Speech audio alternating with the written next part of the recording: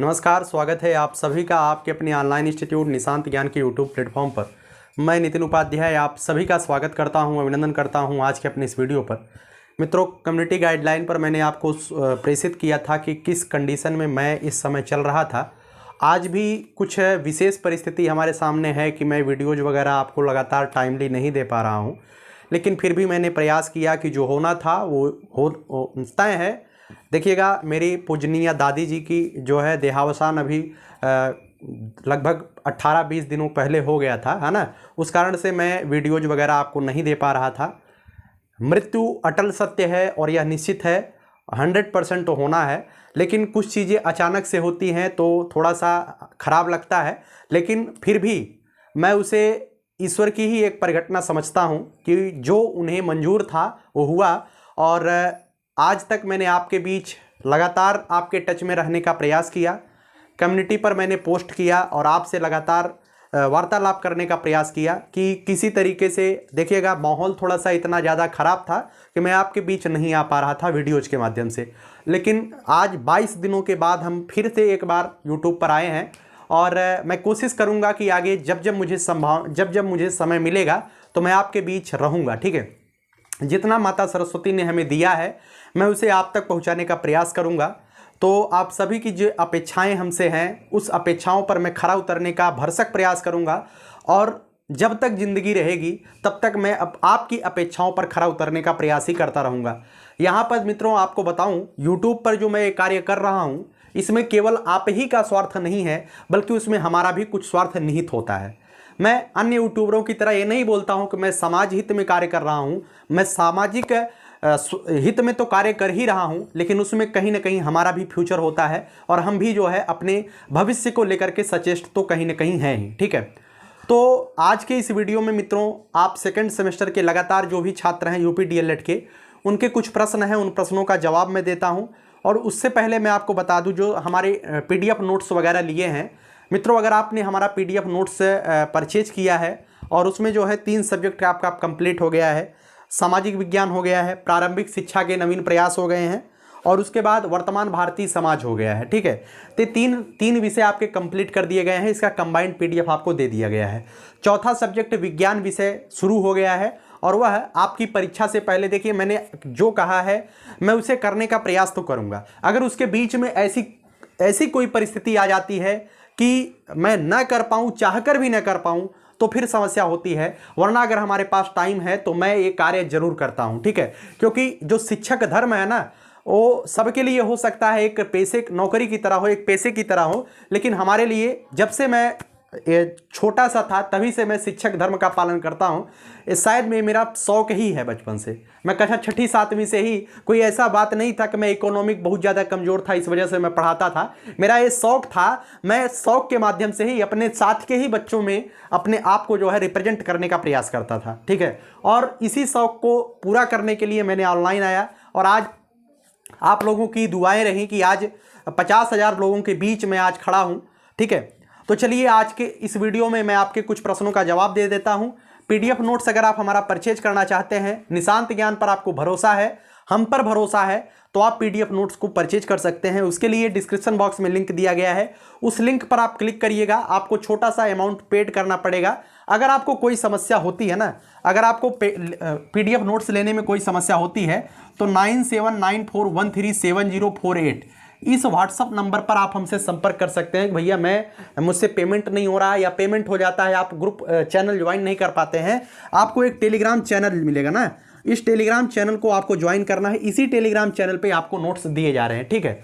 कुछ लोग कहते हैं कि भैया आपके नोट्स कैसे हैं कैसे नहीं है, वो तो आप जाएंगे परचेज करेंगे तो आपको जैसा लगेगा वैसा है। बाकी हम इसे और भी एडवांस आगे बनाने का प्रयास करेंगे, जैसे टेट हुआ, सीटेट हुआ, अन्य की तरफ भी मैं बढ़ूंगा। क्योंकि हर एक व्यक्ति आगे बढ़ता है, जिस तरीके से आप अपने मंजिल की तरफ पहुंचने का प्रयास कर रहे हैं, ठीक उसी तरीके से मित्रों मैं भी अपने मंजिल की तरफ पहुंचने का प्रयास कर रहा हूं। मंजिल तो मित्रों मैं बताऊं, मंजिल तो सबका एक ही है, लेकिन उसके बीच भी कुछ कार्य ऐसा करना चाहिए जीवन में कि आपका पर्दा गिरने के बाद तालियों की गड़गड़ाहट होनी चाहिए। अर्थात जिस दिन आपकी मृत्यु हो, जिस दिन आपका शरीर आपके दरवाजे पर रखा जाए, उस दिन आपके नाम का डंका बजना चाहिए कि व्यक्ति बहुत बेहतरीन था, ठीक है। वास्तविकता निश्चित रूप से मैं बता दूं यही सत्य है ना। आप अपने जीवन में उस ऐसे कार्य को अंजाम दीजिए, ऐसे कार्य को करने का प्रयास करिए, अपने आप को इस ऊंचाई पर पहुंचाने का प्रयास करिए। सच्चिदानंद हीरानंद वात्स्यायन जी ने कहा है कि मरूंगा मैं बहुत सुख से। क्यों? क्योंकि मैंने जीवन की धज्जियां उड़ाई हैं, है ना। अगर आपको सुख से अपने शरीर का त्याग करना है, सुखी पूर्वक आप इस जीवन से विदा होना चाहते हैं, तो निश्चित रूप से आपको इस जीवन की धज्जियां उड़ानी पड़ेगी। अर्थात आप अपने इस जीवन में जो जो आप कर सकते हैं, जितना सामर्थ्य आपके अंदर है, उस सामर्थ्य का भरपूर प्रयोग करना चाहिए। और मित्रों मैं बता दूं, इस जीवन में जब कक्षा आप हमें लगता है चौथी पांचवी में रहे होंगे, एक पीली सी कॉपी आती थी, हमारे पूर्वांचल में आती थी। उसमें पीछे लिखा गया होता है 3 चीजें जीवन में एक ही बार मिलती है, 3 चीजें, है ना। उसमें 3 चीजें लिखा रहता है, 3 चीजें किसी का इंतजार नहीं करती हैं, समय, मौत और ग्राहक। उसी में 3 चीजें एक और लिखा गया था, 3 चीजें जीवन में एक बार मिलती हैं, वो होता है माँ बाप और जवानी। मित्रों, माँ बाप जीवन में केवल एक बार ही मिलेंगे, उनका सम्मान आप करिए। और जो जवानी शब्द है, ये जो जवानी है, यह भी जीवन में एक बार मिलेगा। यह मौका है 22 से 30 साल, 21 से 30 साल, 35 साल का ये जो जवानी वाला पीरियड आपका चल रहा होता है, यह बहुत बड़ा मौका होता है। इस मौके को अगर आपने गंवा दिया ना, तो आप अपने जीवन में समझ लीजिए कि केवल इस धरा पर भार के सदृश आए थे और आप जीवन में कुछ कर नहीं पाए। इसका अफसोस आप अपने मरते दम तक नहीं भूलेंगे, है ना। इस बात को ध्यान रखिएगा। तो जवानी भी एक ही बार मिलेगी, तो इसका भी प्रयोग आपको करना है। आज के समय में अगर आप 22, 23, 24 की एज में चल रहे हैं, तो आपके सामने विपत्तियां आएंगी, संघर्ष आएगा। निश्चित रूप से संघर्ष जो भी आएगा, जो भी संघर्ष आएगा, है ना, जो भी संघर्ष आएगा आपको केवल मजबूत बनाने के लिए आएगा। हो सकता है कि आज हमारे जीवन में संघर्ष हो, मैं मानता हूं कि संघर्ष, बहुत बड़ी संघर्ष हमारे जीवन में नहीं है, लेकिन हां कुछ हद तक तो मेरे जीवन में संघर्ष है। मैं इसे बस यूं ही ले रहा हूं कि हो सकता है शायद यह संघर्ष मुझे मजबूत बनाने के लिए आया हो। ये जो आंधियां, हवा के थपेड़े और तमाम झंझावात हमारे जीवन में संघर्षों के चल रहे हैं, तमाम झंझावात हमें अपने लक्ष्य से भटकाव के लिए प्रेरित कर रहे हैं, शायद यह हमें मजबूत बनाने के लिए आए हों। इसी सकारात्मकता के साथ हम आपके साथ जुड़े हुए हैं। और निश्चित रूप से हम अगर सकारात्मक रहते हैं, आप अपने जीवन में सकारात्मक रहते हैं, तो हमारा जीवन भी सकारात्मक रहने का प्रयास करेगा और हम सकारात्मकता को प्राप्त भी करेंगे। हमेशा अपने मन में नकारात्मकता का भाव निकालिए और हमेशा जब भी आपको कोई भी कार्य मिले उसे सकारात्मक लीजिए। चाहे वो आपके सामने विपत्तियां आती हैं, चाहे संकट आते हैं। कहना तो बहुत आसान होता है, मैं भी व्याख्यान दे रहा हूं, उपदेश दे रहा हूं, तो मैं बहुत आसानी से कह दे रहा हूं कि विपत्ति आए तो उसे आप सकारात्मक लीजिए। लेकिन वो जब घड़ी आती है ना, तो थोड़ा सा मतलब कि अपने आप को कोई व्यक्ति जो है रोक नहीं पाता है।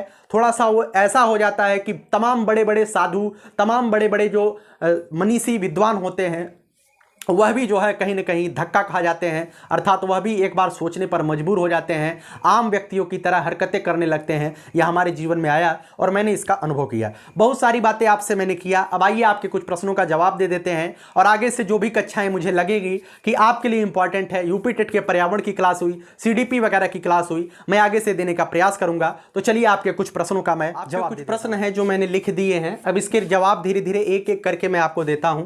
और भी आपके कुछ प्रश्न होते हैं तो आप जो है दे दीजिएगा कमेंट बॉक्स में। और जो आपके आगे की जो कक्षाएं हैं, जो हमारी रणनीति है, वो कल से मैं अगर समय रहता है, फिर से मैं आपसे इस बात के लिए माफ़ी चाहूँगा क्योंकि हमारे सामने जो है समस्याएं बहुत ज़्यादा हैं। अगर हमारे पास टाइम रहेगा तो मैं आगे वीडियो ज़रूर दूंगा और निश्चित रूप से मैं कोशिश करूँगा कि टाइम रहे, है ना।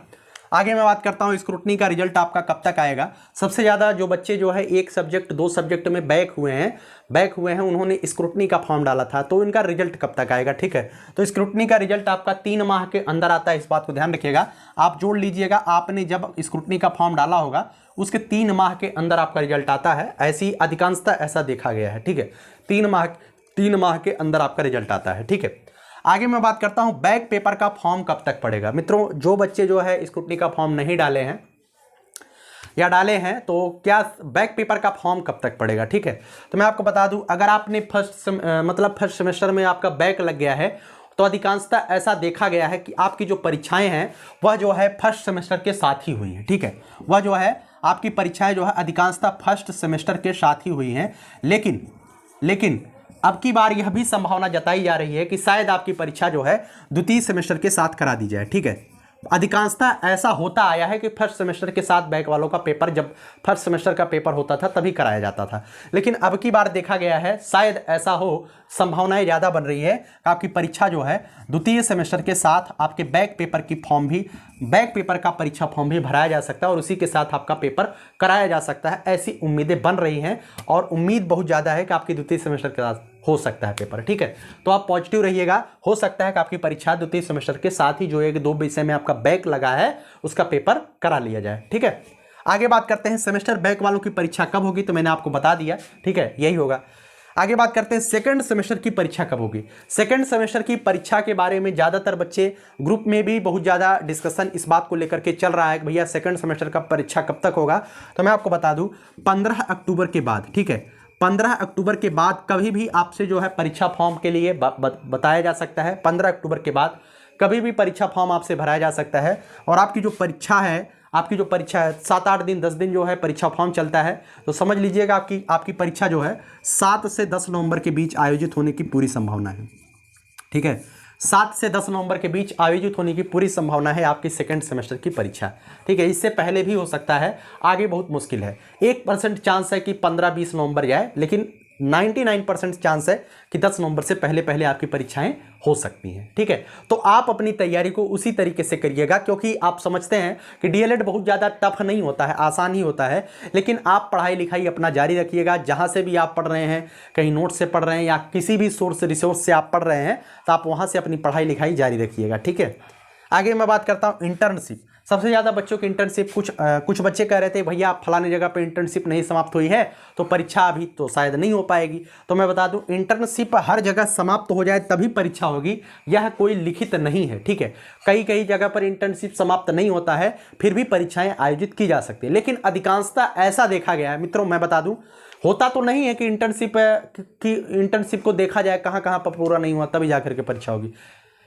लेकिन अधिकांशतः आज तक के डीएलएड के इतिहास में जब जब पेपर हुआ है तब तब ऐसा देखा गया है कि इंटर्नशिप अधिकांश भागों में समाप्त हो गया है, अर्थात अधिकांश डाइटों के जो संबंधित कॉलेज होते हैं वहाँ पे जो है इंटर्नशिप समाप्त हो जाता है, ऐसा देखा गया है, ठीक है। तो इंटर्नशिप आपकी लगभग जगह समाप्त हो भी गया है, कुछ जगह पर चल भी रहा है और कुछ जगह पर अभी चलने वाला भी है, कुछ जगह पर ऐसा भी है, ठीक है। आगे बात करते हैं मित्रों स्कॉलरशिप फॉर्म। मित्रों स्कॉलरशिप फॉर्म आप नहीं भर पाएंगे। क्यों नहीं भर पाएंगे? क्योंकि आपके सेकंड सेमेस्टर की परीक्षा संपादित होने के बाद जब आपकी सेकंड सेमेस्टर का रिजल्ट आ जाएगा तभी जाकर के आप स्कॉलरशिप का फॉर्म डाल सकते हैं। अगर आपको मौका दिया जाता है तो आप फॉर्म डालिएगा। अभी अगर कोई आपको बताता है कि अभी फॉर्म डाल सकते हैं, अभी आप फॉर्म शायद नहीं डाल सकते हैं, ठीक है। शायद क्या नहीं ही डाल सकते हैं, और आप डालते हैं तो वह फॉर्म रिजेक्ट हो जाएगा, कोई उसका वैल्यू नहीं रहेगा, ठीक है। और फर्स्ट सेमेस्टर के जो 22 बैच वाले बच्चे हैं वो अपना स्कॉलरशिप वगैरह डाल सकते हैं। सबसे बड़ी बात यूपी टेट का नोटिफिकेशन कब तक आएगा। मित्रों अगर आप शिक्षक भर्ती के डीएलएड के छात्र हैं और बीएड के छात्र हैं तो आपको एक इंतजार होगा यूपी टेट का। तो सबसे बड़ी बात है यूपी टेट का नोटिफिकेशन कब तक आएगा। तो मित्रों मैं बता दूं यूपी टेट का नोटिफिकेशन भी 9 अक्टूबर के लास्ट तक आने की चांसेज है, ठीक है। अक्टूबर के लास्ट तक यूपी टेट का नोटिफिकेशन भी आ सकता है, ठीक है। क्योंकि सबसे पहला जो काम है पीएनपी का, देखिए पीएनपी ही यूपी टेट कराता है, पीएनपी ही सेमेस्टर की परीक्षा भी करवाता है, पीएनपी ही डीएलएड का जो है एडमिशन करवाता है। तो अभी तक पीएनपी डीएलएड के एडमिशन में व्यस्त थी, एडमिशन अब कंप्लीट लगभग हो गया है, पूरा हो गया है। अब उसके बाद पीएनपी क्या करेगी, पीएनपी जो है परीक्षा कंडक्ट करवाने पर जोर देगी। आधा कार्य जो है परीक्षा कंडक्ट बीटीसी का करवाएगी और आधा जो है यूपी टेट के नोटिफिकेशन पे कार्य करेगी, ठीक है। तो बहुत ज़्यादा उम्मीद है कि अक्टूबर के लास्ट तक आपके यूपी टेट का नोटिफिकेशन आ सकता है और दिसंबर में आपकी परीक्षाएं आयोजित होने की पूर्ण संभावना है, ठीक है। तो आप अपने स्तर से अगर कार्य कर रहे हैं यूपी टेट को लेकर के तो आप कार्य करते रहिए, ठीक है। आगे बात करते हैं सफलता का। मेरे पास 3 ही शब्द हैं अगर आप सफल होना चाहते हैं, अपने जीवन में कुछ करना चाहते हैं। और मैंने फिर बोला कि आप अपने जीवन में इस धरा से अपने रोल को अदा करने के बाद जिस दिन जाएंगे और जिस दिन आपका पर्दा गिरेगा, जिस दिन आपका पटाक्षेप होगा और उस दिन आप चाहते हैं कि आपके दरवाजे पर जो लोग आए आपके बारे में अच्छी अच्छी बातें करें, आपके जाने का लोगों का शौक़ हो, तो उसके लिए आपको जो है समाज के लिए कुछ बेहतर करना पड़ेगा, परिवार के लिए कुछ बेहतर करना पड़ेगा, आपको अपने देश के लिए कुछ बेहतर करना पड़ेगा, ठीक है। अपने लिए तो हर कोई कर लेता है, लेकिन आप अपने परिवार, समाज, देश और ब्रह्मांड के लिए कुछ बेहतर करते हैं, कुछ अलग करते हैं, तो निश्चित रूप से धरा से पटाक्षेप होने के बाद आपका एक बार नाम तो जरूर होगा। तो उसके लिए जरूरी है ईमानदारी। सबसे बड़ी बात होती ईमानदारी से किसी भी कार्य को आप कर रहे हैं उसे ईमानदारी से करिए। प्रतिबद्धता, किसी भी कार्य के प्रति आप प्रतिबद्ध रहिए, ठीक है। किसी भी कार्य के प्रति जो कोई भी कार्य आप करते हैं, निश्चित रूप से मेरे अंदर आप प्रतिबद्धता की कमी देख रहे होंगे। तो हो सकता है कि आप देख रहे हैं कि मैं लगातार अनवरत वीडियो नहीं दे पा रहा हूं, तो शायद मेरे अंदर एक कमी है, ठीक है। शायद मेरे अंदर मैं एक कमी मानता हूं। मुझे ऐसा नहीं करना चाहिए, मुझे प्रतिदिन वीडियो देने का प्रयास करना चाहिए, लेकिन हो सकता है कि मेरे अंदर एक प्रतिबद्धता की कमी है, तन्मयता की कमी है, लेकिन मैं इस कमी को पूरा करने का प्रयास करूंगा। अभी कल ही दशहरा बीता है और दशहरे में जो है रावण ही नहीं जलता है। हम कोशिश करते हैं कि हमारे अंदर जो बुराइयां रहती हैं उन बुराइयों को जो है जला करके बाहर हटा दिया जाए, ठीक है। तो आप सभी के जितने भी क्वेश्चन थे मैंने क्वेश्चन पूरा करने का प्रयास किया। और कुछ लोग हमारे सेहत के बारे में पूछ रहे थे, तो मित्रों सेहत के बारे में बता दूं, मैं बिल्कुल पूरी तरीके से स्वस्थ हूं, मुझे कोई दिक्कत नहीं है। बस हमारे परिवार में थोड़ी सी समस्या थी। हमारी दादी जी के जाने के बाद पूजनी दादाजी का भी तबीयत थोड़ा सा डिस्टर्ब है, उसको लेकर के भी हम लोग काफ़ी तनाव में रहते हैं। धीरे धीरे सारी चीज़ें सही हो जाएंगी और उम्मीद है कि ईश्वर बेहतर करेंगे और ज़रूर बेहतर करने का प्रयास करेंगे। क्योंकि हो सकता है कि मैंने पहले भी कहा ना, हो सकता है कि संघर्ष, झंझावात और असफलता, विफलता और विपत्तियों के थपेड़े जो है हमें मजबूत करने के लिए, हमारे परिवार को मजबूत करने के लिए आ रहे हों, और शायद ईश्वर ने ऐसा सोचा हो। मैं इसे सकारात्मक तौर पे लेता हूं, जो होगा सब मंजूर है, क्योंकि ईश्वर के सामने किसी की नहीं चलती है, हमारी क्या आपकी क्या, ठीक है। जो ऊपर से आदेश आएगा उसे मानना ही पड़ेगा। तो निश्चित रूप से हम भी जो है उसी कैटेगरी में हैं। मैं भी कोई अतिरिक्त तो हूँ नहीं कि ईश्वर के विपरीत जा करके कुछ कर सकता हूँ, जो भी होगा हमें भी मंजूर है। तो लेकिन आपके लिए मैं बना रहने का प्रयास करूँगा, आगे भी बना रहने का प्रयास करूँगा, आपके साथ रहूँगा। और निश्चित रूप से ज़्यादा से ज़्यादा आप लोग सब्सक्राइब करिए, वीडियो चैनल को सब्सक्राइब करिए। 50,000 सब्सक्राइबर बहुत जल्द कंप्लीट होने वाले हैं। कंप्लीट होने के बाद 50,000 की संख्या मेरे लिए वास्तव में बहुत बड़ी संख्या होगी, 50,000 की, क्योंकि मैंने अपने जीवन में नहीं सोचा था कि मैं ऑनलाइन आऊँगा और हमें 50,000 लोग देखेंगे, ठीक है। मुझे विश्वास ही नहीं था, लेकिन आप लोगों के बदौलत आज मैं 50,000 पे हूँ। उसके लिए मैं हृदय से नतमस्तक हूँ। और जितना भी मेरे अंदर माता सरस्वती ने दिया है मैं वो सब कुछ देने का प्रयास करूंगा। बस कुछ समस्याएं हमारे सामने हैं और कुछ लोग कहते हैं कि आपके सामने लगातार ऐसी ही समस्याएं आती रहती हैं, आप कब समस्याओं से निवृत्त होंगे। तो देखिए, समस्याएं आती हैं तो ऐसा नहीं है कि मैं समस्याओं से निवृत्त नहीं होता हूं, ठीक है। कुछ समस्याएं हैं जिसे मैं आपके सामने बोल नहीं सकता हूं, आप खुद समझ सकते हैं, ठीक है। तो चलिए इस वीडियो को समाप्त करते हैं। अंत वाली लाइन बोल करके अपनी समाप्त करूंगा। यही जज्बा रहा तो मुश्किलों का हल भी निकलेगा, जमी बंजर हुई तो क्या वहीं से जल भी निकलेगा।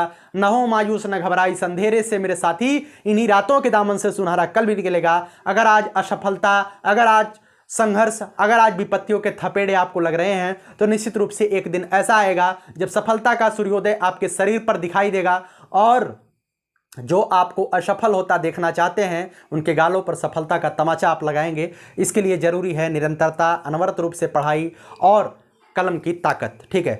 निश्चित रूप से अगर आप मध्यम वर्गीय परिवार से अपने आप को बदलना चाहते हैं, अपने परिवार को बदलना चाहते हैं, तो बस यही है जो आपको बदल सकती है, वह है कलम की ताकत। आप कितनों भी खाना खा लीजिए, कितनों भी आप अपनी बॉडी को बना लीजिए, उससे आप अपने परिवार को, अपनी दिशा को नहीं बदल सकते हैं।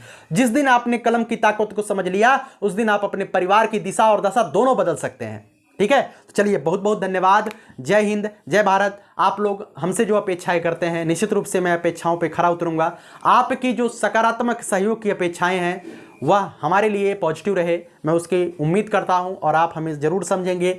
मैंने जितना भी दिन गैप किया है, निश्चित रूप से कुछ समस्याओं की वजह से ही गैप किया है, उसके लिए मैं क्षमा प्रार्थी भी हूं, लेकिन मैं कुछ कर नहीं सकता उसके एवज में, ठीक है। चलिए, बहुत बहुत धन्यवाद। जय हिंद, जय भारत, लव यू ऑल।